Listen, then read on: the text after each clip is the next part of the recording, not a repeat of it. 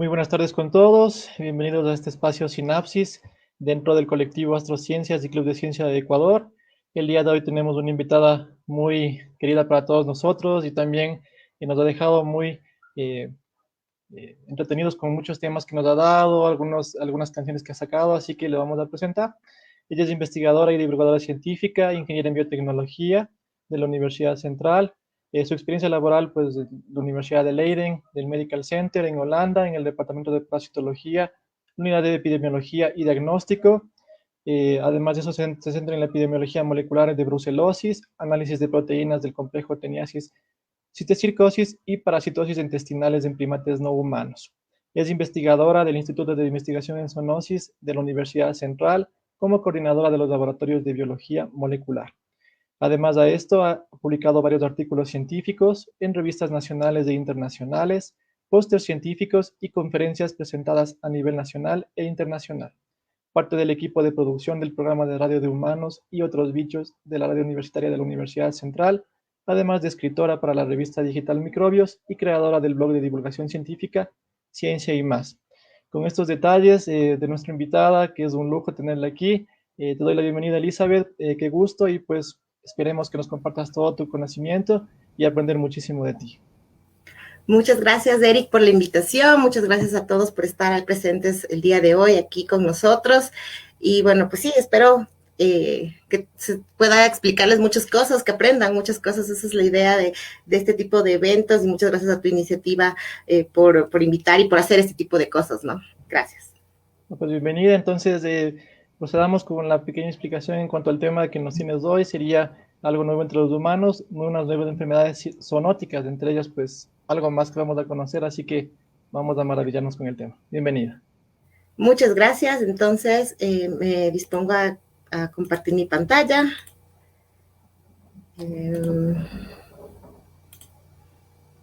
Eso es, no sé si ya... estamos viendo la pantalla. Ya, ahí está.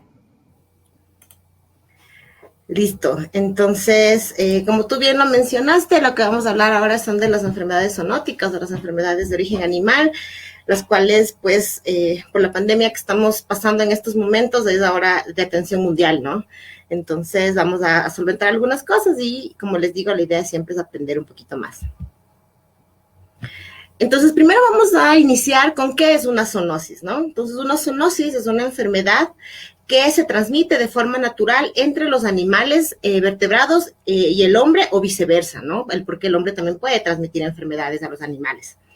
Se clasifican de diferentes formas. Por ejemplo, tenemos las zooantropozoonosis, que son estas que les mencionaba, en donde el hospedero principal de la enfermedad va a ser el hombre, y los animales van a infectarse por este humano, que es el que está enfermo, ¿no?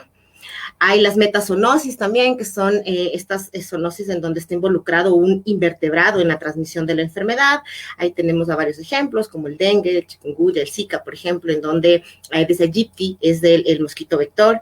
De igual manera hay varios vectores, ¿no? Hay caracoles, hay garrapatas, hay mosquitos, pulgas, etcétera. Tenemos también las antropozoonosis, en donde el hospedero principal de la enfermedad es del animal, y es el que transmite la enfermedad al humano. Yo les traigo ahora un ejemplo, que es la brucelosis, que es la enfermedad en la que yo trabajo, en donde el humano es el hospedero accidental de esta enfermedad. Y tenemos también, bueno, otro tipo de enfermedades como la ciclozoonosis, en donde existen dos vertebrados, los que están involucrados en la transmisión o en el ciclo de vida también de estas parasitosis o de estas enfermedades zoonóticas, ¿no? Un ejemplo, por ejemplo, aquí en el Ecuador es la teniasis cisticercosis, en donde el cerdo o el bovino tienen al hospedero definitivo del género Tenia, ¿no? Como el parásito que va a producir la enfermedad, y los humanos también están involucrados en el ciclo de transmisión de esta enfermedad. Dentro de lo que son las zoonosis también podemos clasificarlas también de acuerdo a su agente causal, ¿no? Su agente etiológico, como zoonosis parasitarias, zoonosis virales, las bacterianas. Existe un sinnúmero de formas de clasificarlas. Ahora, la idea de conocer y de estar al tanto de la zoonosis es que todo este ciclo que se está produciendo es el resultado de una coevolución entre lo que es el agente causal o el patógeno, los vectores, si es que están, o los animales, porque son de origen animal, y el humano, ¿no? Y la problemática se genera en el momento en el que esta coevolución se convierte en ciclos enormemente complejos y se convierten también, o aparece lo que se conoce como un spillover o desbordamiento, que es el momento en el que el humano adquiere la enfermedad y después la transmisión se produce de humano a humano. Y por la globalización y por todo, pues, la actualidad en la que vivimos, la propagación de esta enfermedad se convierte o es ya global. Eso es lo que se conoce como un spillover. Y pues un clarísimo ejemplo de eso es lo que estamos viviendo ahorita con la COVID-19 y su agente causal, que es el coronavirus del SARS-CoV-2, ¿no? Ahora, yo les traje un pequeño videíto para que más o menos se den cuenta de cómo funcionan o de cuántas clases, de cuántos tipos de zoonosis existen, ¿no? Espero se pueda escuchar el audio también.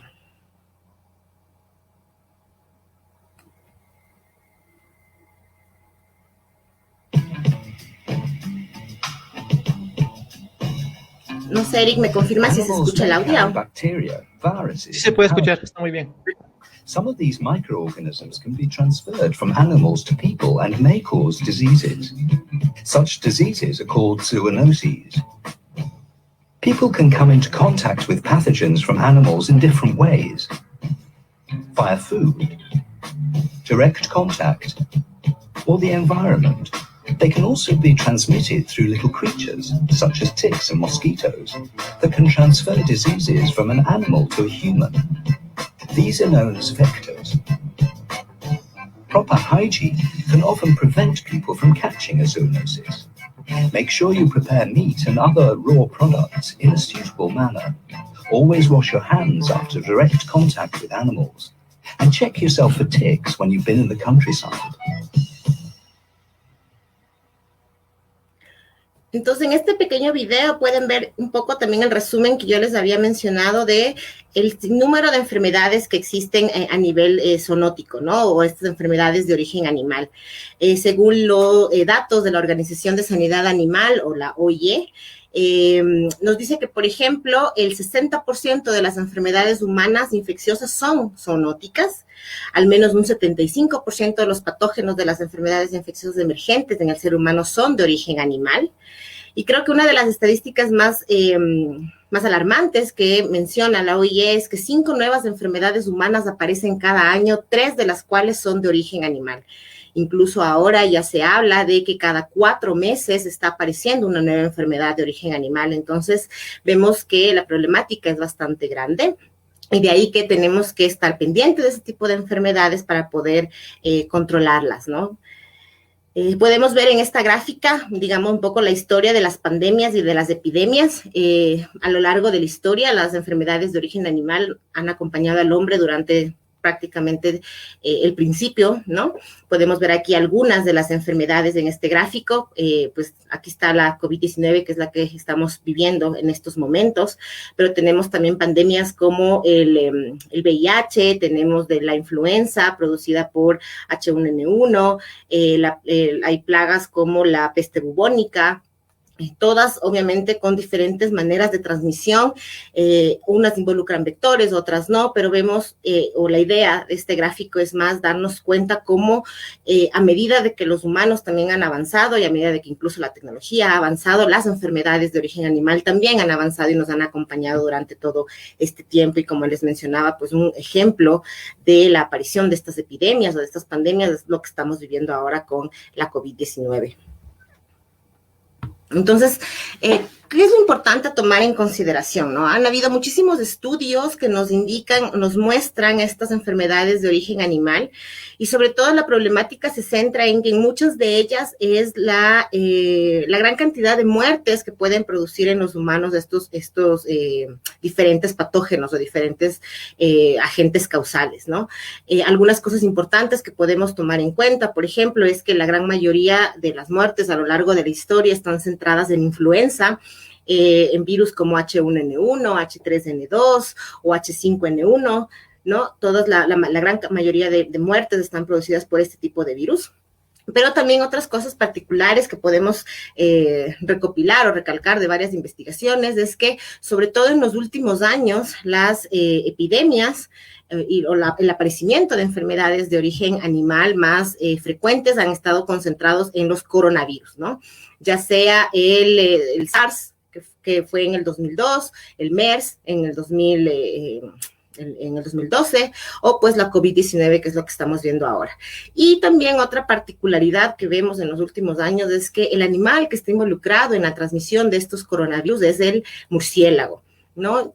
Sabemos que el murciélago tiene un sistema inmunológico bastante particular, de ahí que ellos pueden tener una gran cantidad de virus en sus organismos sin que estos afecten o se produzca la enfermedad en ellos, de ahí que a este tipo de animales se les conoce como reservorios, ¿no?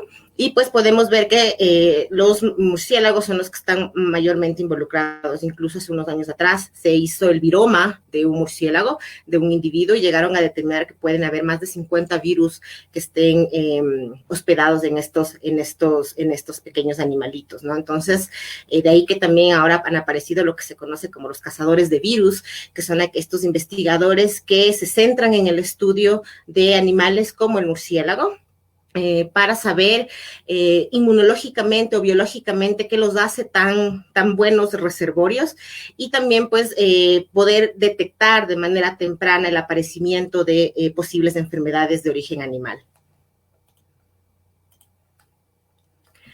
Podemos ver que existen un sinnúmero de enfermedades de origen animal. Aquí están algunas nada más. Recuerden que el 60% de las enfermedades infecciosas en humanos es de origen animal o son zoonóticas. Aquí está solo una pequeña muestra de todo lo que son estas enfermedades emergentes y reemergentes de origen animal, y vemos que están alrededor o están en todo el mundo, y son muy variadas, ¿no? Entre virus, bacterias, etcétera, hongos incluso también se puede observar, ¿no? Entonces, ¿cuál es el problema o por qué se produce este spillover o este desbordamiento? Lamentablemente son las actividades antropogénicas, y según el informe de Fronteras del 2016, las que, en el cual se remarca estas actividades antropogénicas como el factor principal del aparecimiento de enfermedades de origen animal y de futuros desbordamientos, ¿no? Los cambios en el medio ambiente, los cambios en los hospederos animales, incluso el ingreso de humanos a zonas propiamente selváticas, la agricultura o el ingresar con la agricultura y ganadería intensiva a estas áreas selváticas, e incluso el cambio de los mismos patógenos son parte de las causas que nos pueden llevar a que exista el aparecimiento de enfermedades de origen animal. Una de las problemáticas que también se ve ahora, que es bastante fuerte e incluso es un problema de salud pública mundial, pues las resistencias bacterianas, ¿no? Que también gran parte de estas resistencias es por actividades antropogénicas o actividades humanas que las estamos haciendo de una mala manera contra el ecosistema, y pues de alguna manera la naturaleza también se está defendiendo, ¿no? Y otra de las problemáticas que sobre todo en países como los nuestros, que son también bastante remarcadas y que todavía no encontramos una solución, es el comercio ilegal o el consumo también de animales de vida silvestre, ¿no? Lo que ha pasado con la COVID-19 también es otro ejemplo de ello. Vemos cómo existen estos mercados húmedos en donde el contacto con vida silvestre, el contacto con humanos, ¿no? Y sobre todo esta parte poco higiénica en donde se está haciendo estas actividades, donde se está teniendo este contacto, pues aumenta la probabilidad de que exista una enfermedad de origen animal y que después se pueda transformar en un spillover. Este es un gráfico de un estudio que salió en el 2017, en donde podemos ver los hotspots o los puntos calientes, en donde podría haber el aparecimiento de enfermedades zoonóticas, y vemos que pues sobre todo la franja tropical es en donde mayor frecuencia podría haber un mayor riesgo del aparecimiento de una zoonosis o una enfermedad de origen animal, y vemos que, por ejemplo, aquí en el Ecuador también hay unos puntitos, ¿no? Y sobre todo les mencionaba es por esto del contacto que tenemos con vida silvestre, sobre todo porque, por ejemplo, hay personas que todavía piensan que los animales de vida silvestre son mascotas, etcétera, ¿no? Entonces, todas estas cosas aumentan la probabilidad o el riesgo de que en una zona o en un área geográfica pues, se pueda producir un spillover. Ahora, cuando nosotros hablamos de enfermedades de origen animal, muchas de las veces lo primero que se nos viene a la mente es un animal de vida silvestre, ¿no? Es decir, el contacto de un humano con un animal de vida silvestre y de ahí pues el aparecimiento de una enfermedad de origen animal.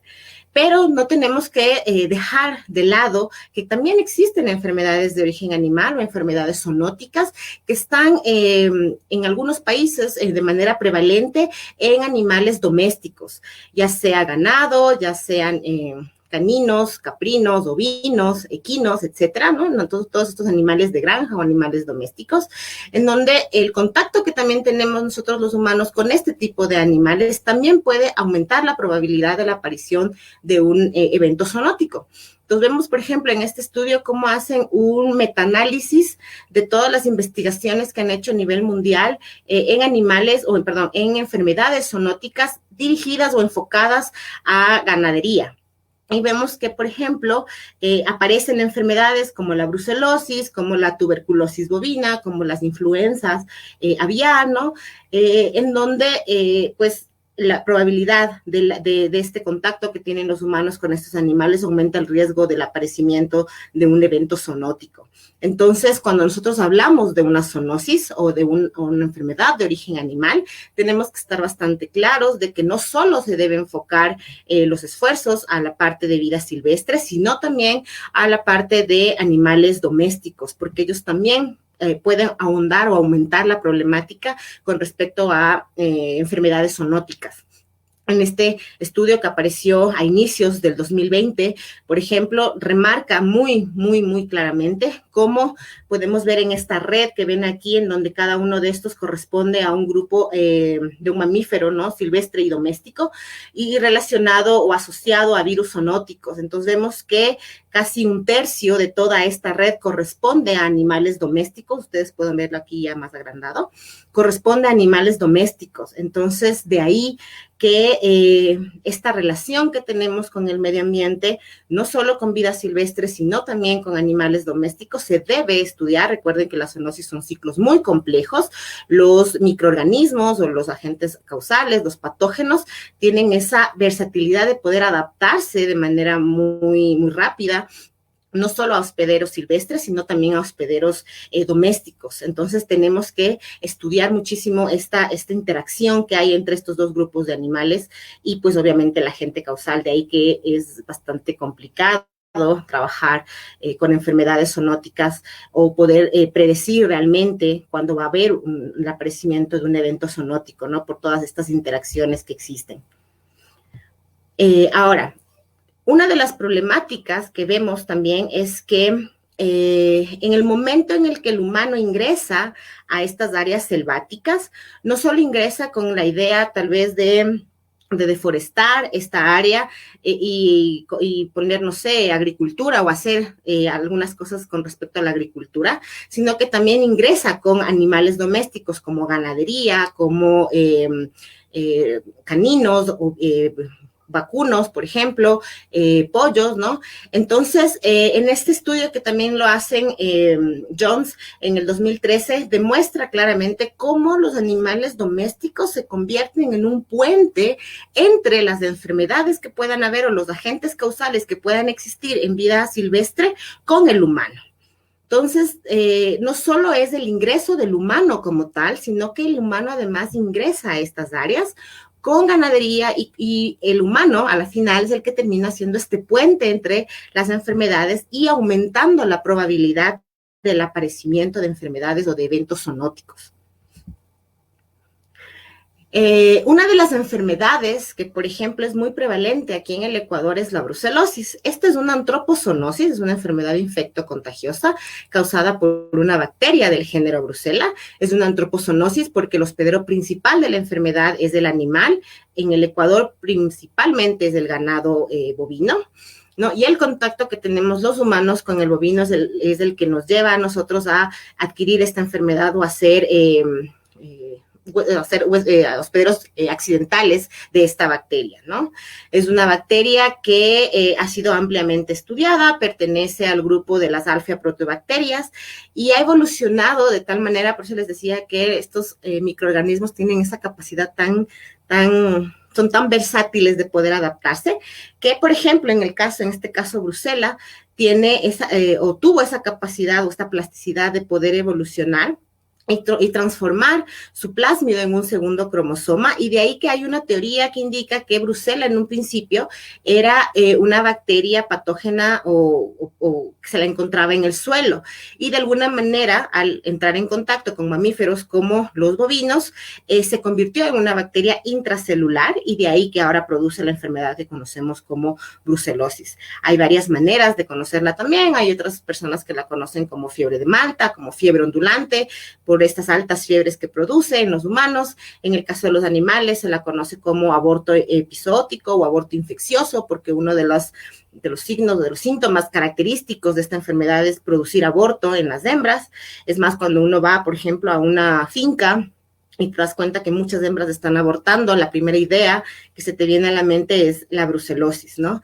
Es una enfermedad que tiene varias maneras de transmitirse, como por ejemplo la parte del contacto directo con el animal. Cuando no tenemos las normas de bioseguridad adecuadas para trabajar con el animal, la bacteria puede ingresar por mucosa o por conjuntiva al humano y de ahí pues empezar a proliferarse de manera intracelular y producir la enfermedad.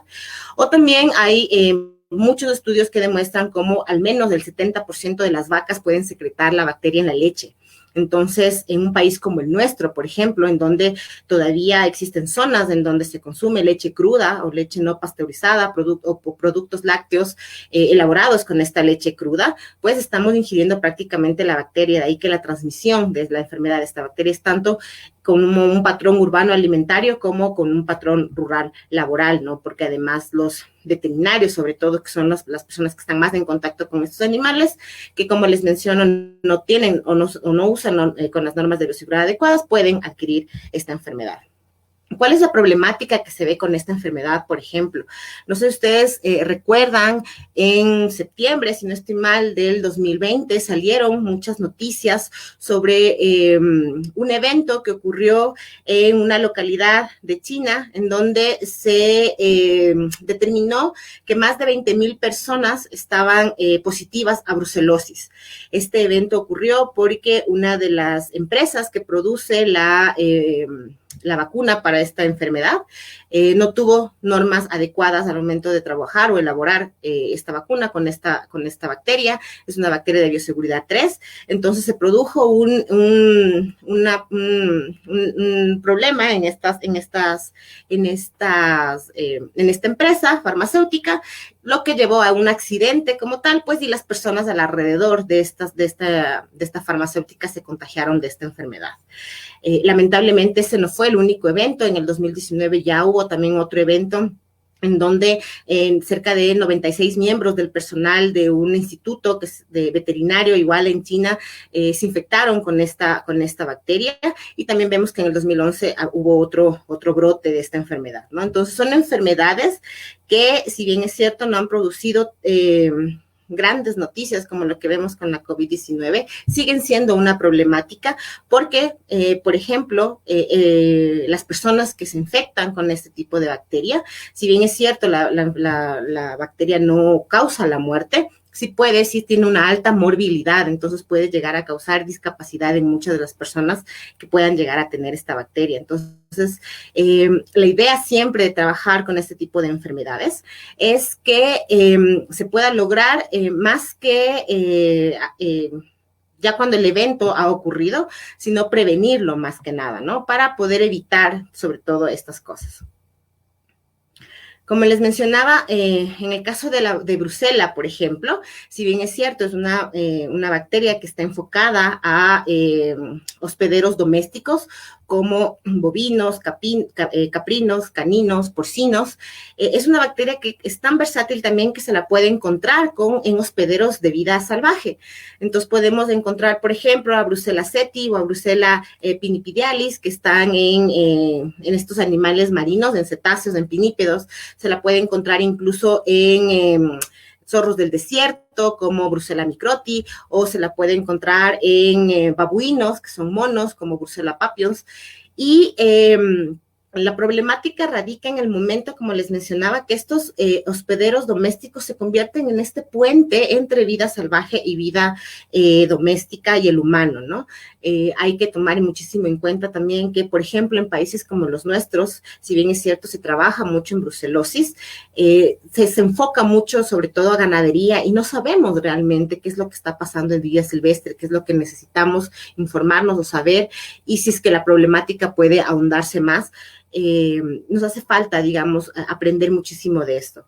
Y otra de las cosas también interesantes con respecto a Brucella, a mí me encanta trabajar con este género bacteriano, es súper fascinante, es el hecho de que, al igual que muchos otros microorganismos, yo les mencionaba, tiene esta versatilidad de poder evolucionar o de poder adaptarse a otros hospederos, ¿no? Brucella es uno de los casos. En un principio, una de las afirmaciones clarísimas que había con respecto a Brucella es que era una bacteria propia de mamíferos, y en los últimos años vemos que no es tan así, porque también se la puede encontrar en anfibios, en ranas.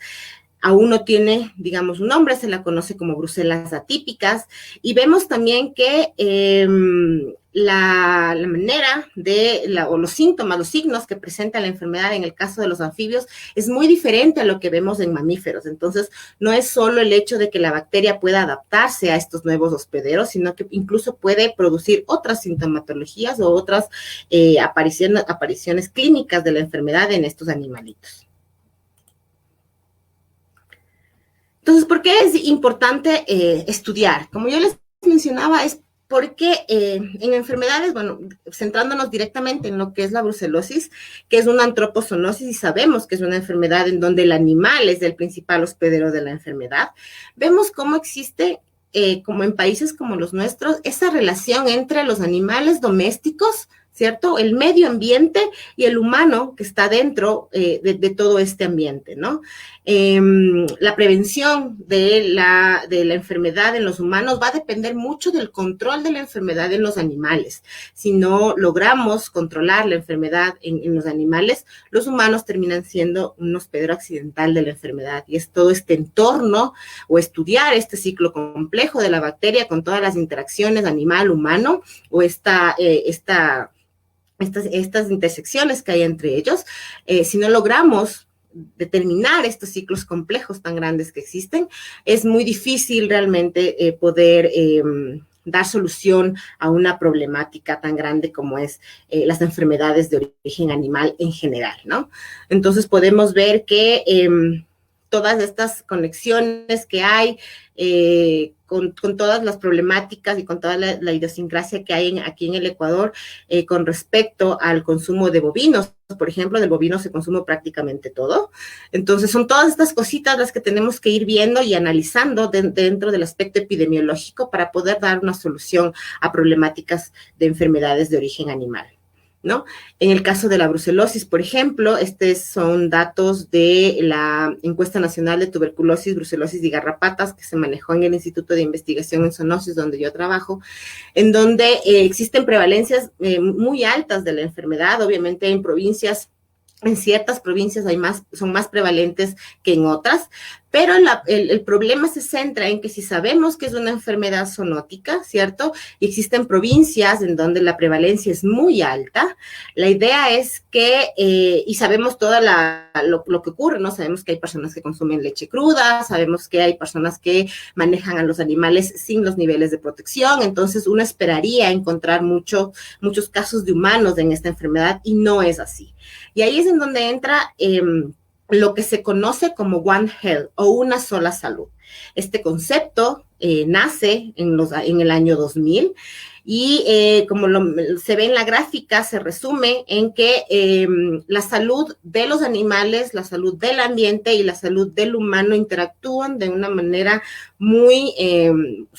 interactúan muchísimo, hay muchas interacciones que tenemos entre estas tres saludes, si se puede mencionar de alguna manera. Y es claro que si una de ellas falla, todo este sistema falla, ¿no? Es indispensable que, por ejemplo, la toma de decisiones, es indispensable que muchas de las cosas que se hacen a nivel de legislación o incluso de las cosas que nosotros hacemos de manera individual se tengan que ver en esta visión de One Health, ¿no? Todo lo que tenga que ver con animales, con el humano y con el medio ambiente. Si una de esta triada se rompe, vemos que el sistema se rompe también y ahí es en donde se producen estas problemáticas como la COVID-19, que es en la que estamos en estos momentos, ¿no? Entonces, la pregunta que nos hacemos al momento de que conocemos o de que sabemos de qué se tratan las enfermedades zoonóticas o la problemática que pueden traer, como digo, he mencionado sobre todo lo que nos ha pasado con la COVID-19, es que podrá haber o existirá una próxima amenaza o una próxima enfermedad, ¿no? Hay muchos estudios que nos mencionan sobre todo las actividades antropogénicas que prevalecen o aumentan la probabilidad del aparecimiento de una enfermedad zoonótica, que ustedes los pueden ver aquí en este gráfico. Entonces, la idea siempre es poder o tratar de minimizar este impacto centrándonos en cada una de estas actividades para poder minimizar el impacto del aparecimiento de una enfermedad, ¿no? A medida de que la población humana se expande también, ¿no? Eso aumenta también la probabilidad del aparecimiento de una enfermedad de origen animal, ya que el humano ingresa a áreas selváticas, sobre todo, con ganadería y como habíamos visto, pues esto termina siendo un puente. Incluso la plataforma intergubernamental científico-normativa sobre biodiversidad biológica y servicios de los ecosistemas menciona o reunió a más de 200 investigadores y ellos estiman que al menos 1.7 millones de virus actualmente no descubiertos existen en mamíferos y aves. Entonces vemos que es una cantidad inmensa de microorganismos y solo se están refiriendo a los virus, no se están tomando en cuenta otro tipo de microorganismos. Y ya vemos que pueden haber 1.7 millones de virus que podrían convertirse en una posible problemática con respecto al aparecimiento de un evento zoonótico. De estos 1.7 millones de virus, cerca de 850,000 podrían tener la capacidad de infectar a las personas, ¿no? Entonces vemos que igual sigue siendo una cantidad sumamente grande. Y además esta plataforma pronostica que las próximas pandemias que van a haber, primero dice que sí, van a haber próximas pandemias, van a ser más frecuentes, más mortales y más costosas. ¿Cuál es el problema que vemos? Si bien es cierto, estamos en una pandemia ahorita, creo que nadie de los que estamos tal vez aquí presentes hemos pasado por otra pandemia, esta es nuestra primera pandemia. Ha habido otros eventos, como por ejemplo la epidemia de ébola hace algunos años atrás, en donde pudimos aprender muchísimo de eso, considerando además que el virus, como el ébola, tiene una altísima mortalidad, ¿no? Pudimos aprender muchísimo de lo que pasó, sobre todo en Sierra Leona, con más de 11,000 muertos. Y sin embargo, ahora que estamos en la COVID-19, todo eso que pudimos haber aprendido con el brote de ébola desapareció. Entonces, incluso estos investigadores mencionan en alguna parte de ahí de su estudio y dicen que los humanos tenemos muy poca memoria, ¿no? No nos damos cuenta que ya hemos pasado por eventos similares, no pandémicos como el que está pasando ahorita, pero con eventos epidémicos de enfermedades zoonóticas y que pues, deberíamos aprender muchísimo de eso para que en futuras pandemias que van a existir, poder llevar de mejor manera, no solo desde el punto de vista social, sino desde el punto de vista económico, desde el punto de vista médico también, ¿no? Todo lo que conlleva el aparecimiento de un evento zoonótico. Lamentablemente, el enfoque actual que se le da a las enfermedades de origen animal, ya sean emergentes o reemergentes, emergentes son aquellas que aparecen por primera vez, reemergentes son aquellas que aparecieron durante un tiempo, digamos, desaparecen por otro tiempo y de ahí vuelven a aparecer otra vez. Todo este enfoque actual que se le da a estas enfermedades emergentes y reemergentes, lamentablemente es después de la aparición. Y lo que deberíamos tener en claro, o ser bastante claros con respecto a eso, es que deberían ser a la prevención, o deberían ir dirigidos, el enfoque debería ser dirigido a la prevención, que eso es lo más importante. Y creo que voy a mostrarles este último video, que es un poco más enfocado a la parte de los coronavirus, con algunos datos que se mencionan, han pasado durante estos últimos años, para que lo tomen en cuenta.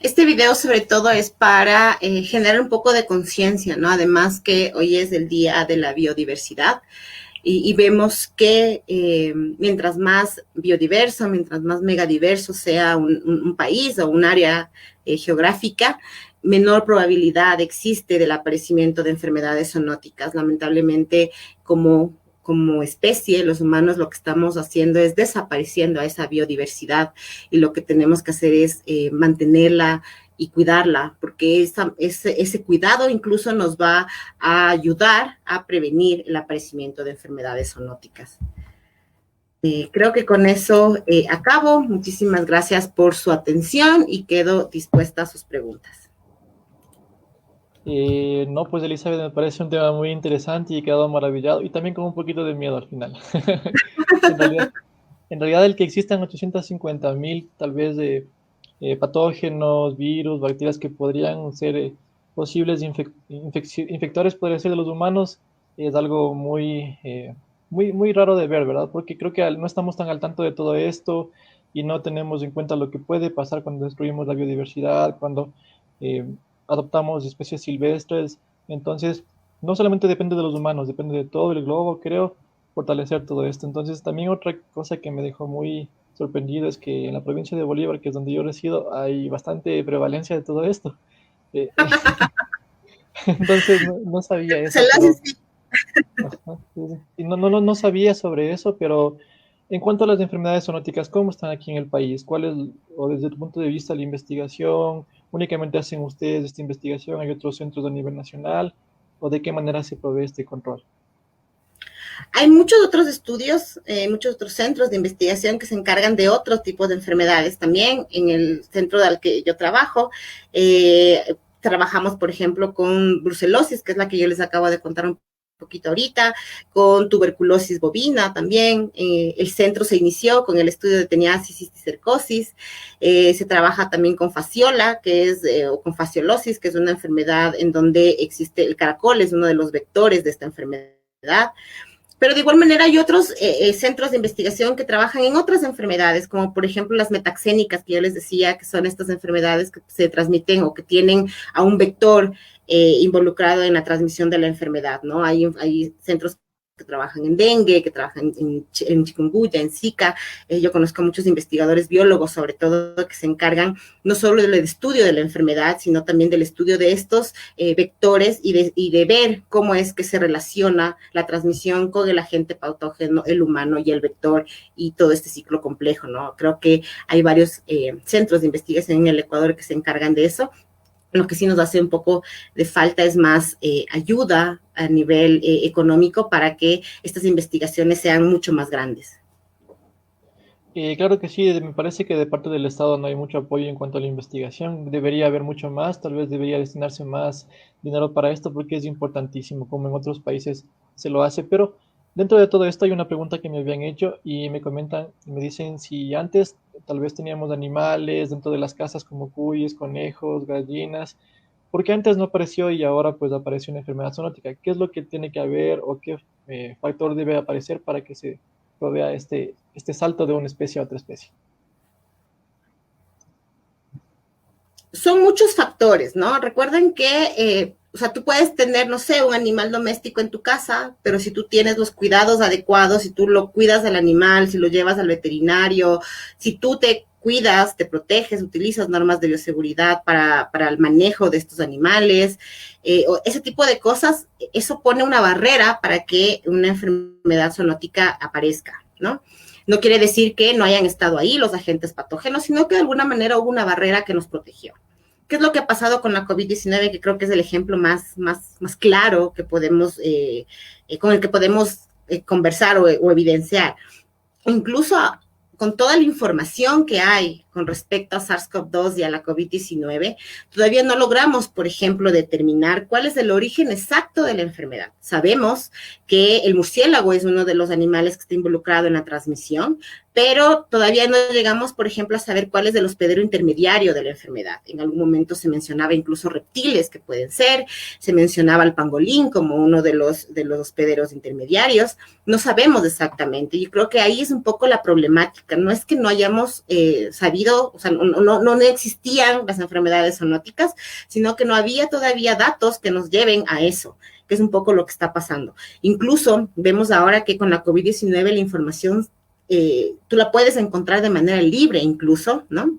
En muchas bases de datos, pero o sea, a los 10 días de, digamos, declaración de la pandemia ya teníamos el genoma completo de SARS-CoV-2.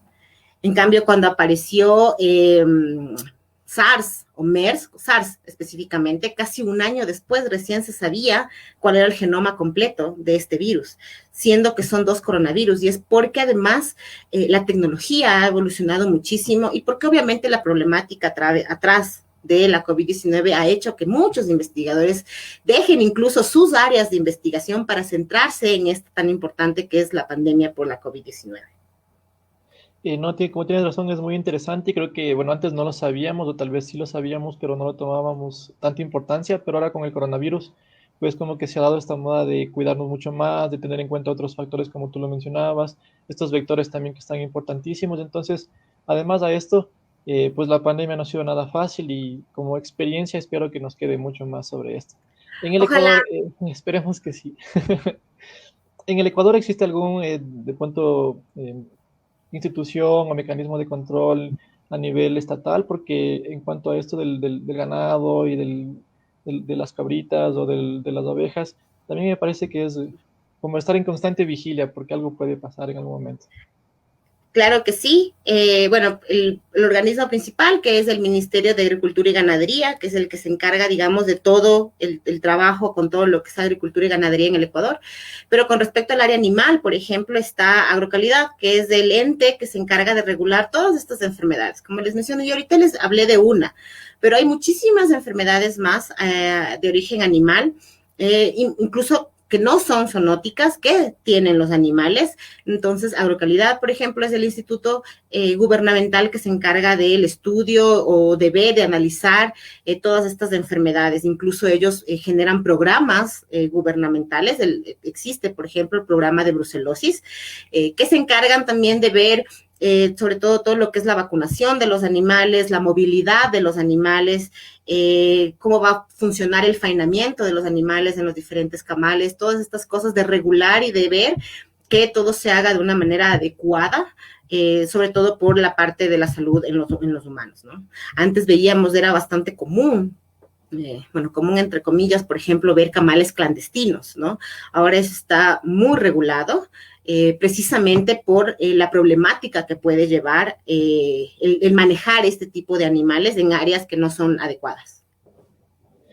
Claro, la Agrocalidad me parece que hace un buen trabajo en todo esto.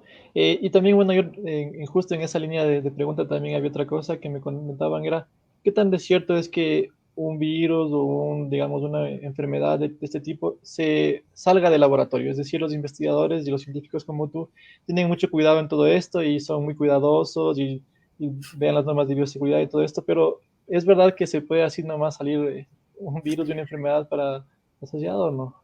Así nomás no, pero existen casos. Yo les mencionaba, por ejemplo, el que pasó en septiembre del 2020, el año pasado, en esta farmacéutica. Realmente fue un accidente que a ellos se les salió se les salió de las manos y de repente terminó en la población en general esta bacteria, o muchas personas terminaron siendo positivas a brucelosis por este accidente que hubo en esta farmacéutica. Sí puede pasar, pero más que por algo en plan bioterrorismo, ¿no? Recuerden que cuando uno habla de bioseguridad como tal, lo que estás haciendo o lo que estás siguiendo con respecto a bioseguridad es limitar o proteger a las personas de cualquier agente causal que pueda ser liberado que pueda haber sido liberado sin, digamos, un consentimiento, ¿no? Si ya tú estás deliberadamente liberando un microorganismo, ya estamos hablando de otra cosa que es bioterrorismo, ¿no? Eso, y se lo regula y se lo ve desde otro punto de vista. Pueden haber casos, ¿sí? No estamos exentos de accidentes. A la final, uno cuando está en el laboratorio, cuando trabaja en el laboratorio, hay muchas cosas que tienes que tomar en cuenta que pueden pasar. La idea siempre es que sobre todo cuando estás trabajando con un microorganismo, determinar al microorganismo en qué grupo de riesgo se encuentran. Hay 4 grupos, la OMS ha diferenciado 4 grupos de riesgo de los microorganismos, y en base a en qué grupo de riesgo está cada microorganismo, tú tomas las normas de bioseguridad, no solo a nivel de equipos de protección personal, sino de infraestructura de laboratorio para manejar al patógeno. Por ejemplo, dentro del grupo de riesgo 1 hay bacterias que no van a producir ningún tipo de daño a los humanos, como, no sé, lactobacillus, por ejemplo, que incluso en algunos casos se los puede utilizar como probióticos, ¿no? Dentro del grupo de riesgo 2 ya vienen bacterias que pueden llegar a producir una enfermedad leve en los humanos. Ahí podemos tener a Escherichia coli, tal vez a Salmonella, ese tipo de cosas. En el grupo de riesgo 3 ya tenemos a microorganismos que no producen la mortalidad del humano, pero sí pueden ser altamente o tener una alta morbilidad, es decir, causar discapacidades o algún tipo de incapacidad en los humanos. Ahí tenemos a Brucella, tenemos a Mycobacterium, y el grupo de riesgo 4, que es el más poderoso de todos, en donde ya puede llegar a causar la muerte al humano, y por ejemplo ahí tenemos a ébola, ¿no? Cada uno de estos grupos que la OMS ha dividido, cada uno de ellos tiene un nivel diferente de manejo, como les menciono, no solo a nivel de equipos de protección personal, sino también a nivel de infraestructura de laboratorio. En el momento en el que tú cumples con todas estas reglamentaciones, la probabilidad de que un microorganismo se libere es pequeña, ¿no? Obviamente que se libere de manera accidental, ¿no? Porque si no, como te digo, ya entramos a este otro ámbito que es el bioterrorismo, que ya es otra cosa.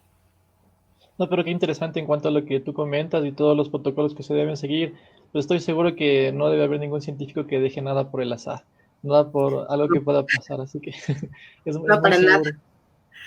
Sobre todo porque, o sea, si por ejemplo yo he trabajado con Brucella, nosotros tenemos en el CIS un laboratorio de bioseguridad 3, entonces tú tienes muchísimo cuidado, porque el momento en el que algo suceda, el primer individuo que va a colapsar ahí eres tú, porque tú eres el que está haciendo la manipulación. Y obviamente tú no vas a querer enfermarte, ¿no? Entonces tú te cuidas y haces que toda la manipulación de este microorganismo sea adecuada para no solo protegerte tú, sino también proteger a tu entorno, porque al lado tuyo también trabajan más personas, ¿no? Eso es un poco también lo que implica la bioseguridad. Claro, y más que todo el cuidado en todas las técnicas, pues no, es fascinante lo que se puede hacer en un laboratorio, creo, pero siempre con el debido cuidado y todo esto. ¿Cómo es ser científico en Ecuador, Elizabeth? ¿Cómo tú consideras que es investigar aquí? ¿Cómo es el presupuesto? ¿Hay futuro en la investigación en Ecuador? ¿Cómo podríamos comentarnos de esto? Qué difícil pregunta. Yo creo que el Ecuador tiene muchísimo futuro en investigación. Primero porque, como les mencionaba, y justo teníamos una presentación el día de ayer con la subsecretaria de Patrimonio Natural del MAE, que es el Ministerio del Ambiente y del Agua, y ella nos mencionaba que el Ecuador es un país mega biodiverso, que está, no me acuerdo si es en el segundo, o en el primero o en el segundo lugar. Y que incluso tú estás viendo cómo de manera más frecuente aparece una nueva especie de rana o una nueva especie de mamífero. Tenemos mucha biodiversidad y ahí hay muchísima investigación, ¿no? Entonces yo creo que el potencial de investigación en el Ecuador es altísimo, no solo por el descubrimiento de nuevas especies, sino incluso por las aplicaciones biotecnológicas que podrías obtener con todos estos estudios.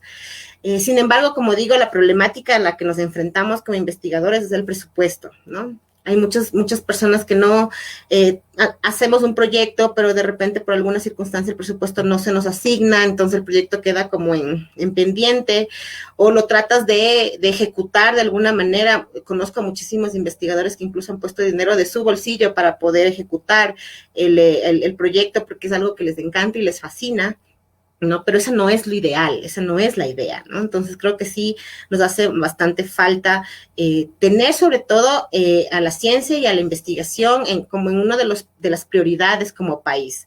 Vemos lo que ha pasado con la COVID-19 y prácticamente las vacunas que estamos viendo ahora, la misma información que se genera detrás de la COVID-19 y del SARS-CoV-2, a la final es ciencia, es investigación. Entonces, a eso hay que darle de alguna manera prioridad en nuestros países. No, y la ciencia es muy necesaria en todas las sociedades porque a través de la ciencia se puede proveer el desarrollo, nuevos ingresos incluso económicos, se puede fortalecer la tecnología y pues es necesarísima, creo. Esperemos que en Ecuador en un futuro pues haya mucho más auge de investigadores, de científicos que vean en este espacio tal vez en ti como hace mucho tiempo te veníamos siguiendo desde programas como Educa, desde la red de divulgación ciencia que mucha gente lo sigue y dice, no, pues yo alguna vez quisiera estar ahí, alguna vez quisiera investigar. Justamente ese es el objetivo, creo que inspirar a más personas para que busquen en la ciencia, más que un lugar de trabajo, sería el buscar nueva información, encontrar respuestas, acercarse un poquito más a la verdad, pero siempre preguntándose en todo sentido. Creo La que idea, como siempre digo, la divulgación científica, a la final, es también darle conocimiento a las personas que tal vez no están relacionadas directamente con la ciencia, ¿no? Que no están en un laboratorio o que no trabajan en una universidad, sino que, como digo, ellos son las personas de a pie y son ellos los que necesitan información para tomar correctas decisiones. Ya hemos visto lo que ha pasado con muchos casos aquí en el Ecuador, sobre todo de pseudociencia y esas cosas. Entonces, la idea es siempre darles información correcta con la cual puedan tomar decisiones. Y es lo importante. Pero también quería aprovechar para hacerte una pregunta sobre las enfermedades priónicas. De eso también, algún momento vi sobre un estudio aquí en Ecuador sobre enfermedades priónicas. ¿Cuál sería la posibilidad de que también se dé un brote como en Reino Unido en los 90, creo, aquí en Ecuador? ¿Puede pasar algo así? Recuerda que siempre puede pasar, ¿sí? Pienso que no sé, la legislación ahora está mucho mejor, porque, por ejemplo, con respecto a movilidad de animales, ahora son un poco más estrictos, ¿no? No un poco, son más estrictos. Entonces, por ejemplo, ya si traen un animal, no sé, como tú decías, allá de Reino Unido, van a traer un animal acá, ¿sí?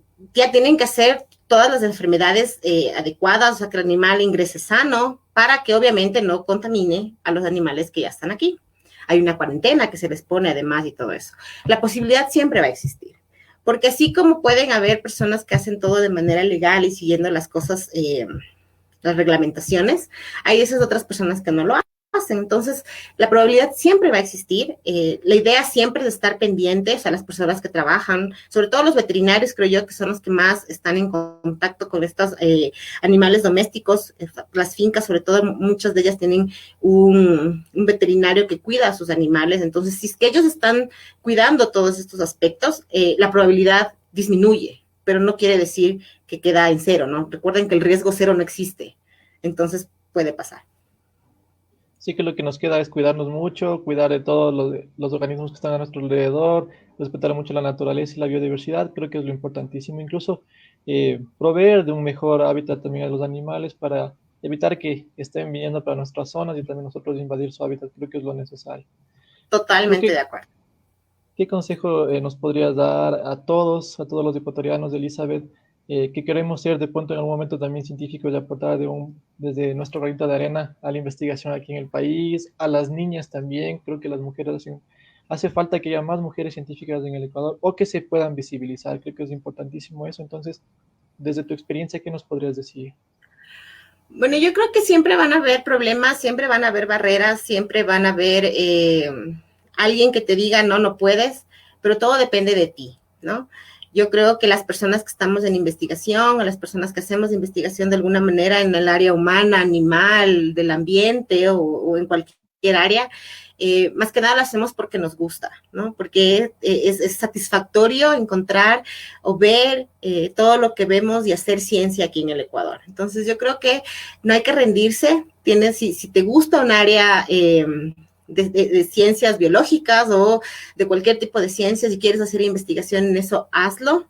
Es difícil, sí, no les voy a mentir, no es fácil, no es que así yo soy investigadora y mañana ya soy famosa y cosas así, nada que ver, es difícil, es un compromiso muy grande el que se tiene, el de investigar aquí en el Ecuador, pero es algo que se necesita y que es necesario, ¿no? Y como tú mencionabas, visibilizar todas las iniciativas de hombres, de mujeres, de niñas, visibilizarlas todas, porque todas son importantes. Bueno, pues esperemos que en el futuro haya más estrategias de divulgación científica, incluso de los científicos como tú, también que nos puedan compartir más conocimiento y de esta manera pues aprender, interesarnos y buscar nuevas líneas de investigación.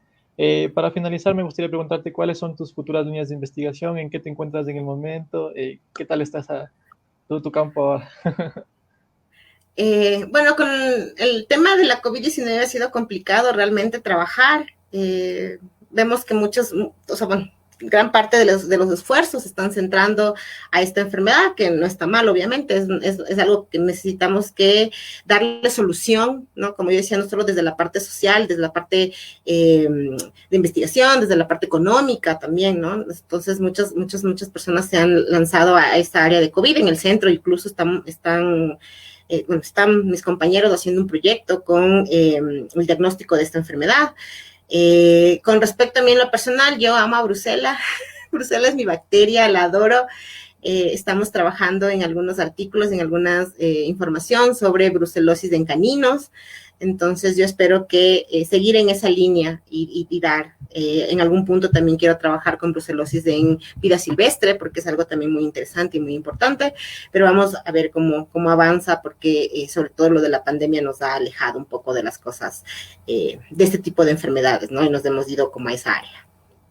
No, pues y de nuestra parte siempre estará esa voluntad para seguir visibilizando a más científicos, compartiendo conocimiento. También te vamos a leer mucho, vamos a leer tu blog, todo lo que tú tienes siempre te estamos siguiendo, así que estamos ahí para generar más iniciativas. De parte del colectivo de Astrociencias de Ecuador y del Club de Ciencia te queremos dar las gracias, Elizabeth, por compartirnos este tema tan interesante sobre las enfermedades zoonóticas y pues hablar sobre este tema tan interesante también dentro de nuestra sociedad, que es muy, muy grato escucharte. Muchas gracias, chicos, a ustedes. Yo encantada de participar en estas iniciativas. Me encanta hablar del tema de las enfermedades zoonóticas porque sí creo que es algo que debemos conocer más. Entonces, me fascina este tema y encantada de participar con ustedes y de seguir aportando con un granito de arena a la divulgación científica en el Ecuador. Antes de terminar, también me gustaría invitarles para el próximo sábado 4 de junio. A las 4 de la tarde tendremos como invitada en el espacio Sinapsis a la doctora Julieta Fierro, que es astrónoma y divulgadora científica mexicana. Y también el día 4 de junio y el 5 de junio tendremos por el Día del Medio Ambiente charlas acerca de este tema tan interesante que les compartiremos más adelante en nuestro colectivo. Muchas gracias a todos, gracias Elizabeth, que tengan una bonita tarde. Los esperamos en nuevas charlas de divulgación. Gracias.